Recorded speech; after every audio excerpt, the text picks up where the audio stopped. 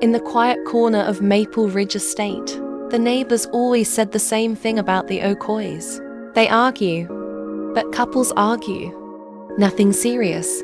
They didn't know how wrong they were. At first it was whispers behind closed doors, plates clinking loudly, a door shut a little too hard, small storms that passed quickly. Then the storms grew teeth. Every night around 11, the lights in their apartment flickered, because that was when Michael came home. And every night, Amara braced herself. The questions always started the same way. Where were you? Who were you with? Voices rose. Shadows moved. Then silence. The neighbors heard things. A thud. A muffled cry. But everyone told themselves the same lie. It's not our business. Until one Sunday evening, it became everyone's business. A sudden crash shook the entire hallway. A scream tore through the walls sharp, desperate. By the time anyone reacted, the door of apartment 14 was wide open.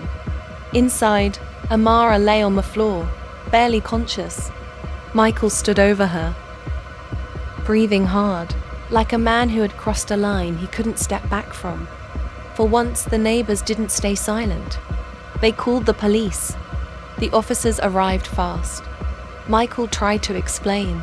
It was just an argument. She pushed me first. But the scene said everything. Bruises, broken glass, a torn blouse, fear frozen in Amara's eyes. She survived. Michael didn't escape justice. But the truth stung deeper than any wound. This wasn't one fight. This wasn't sudden.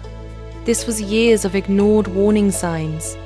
Domestic violence rarely begins with a punch. It begins with control, jealousy, isolation, a slow tightening of the walls until escape feels impossible. The tragedy at Maple Ridge wasn't the argument heard that night. It was all the arguments nobody listened to.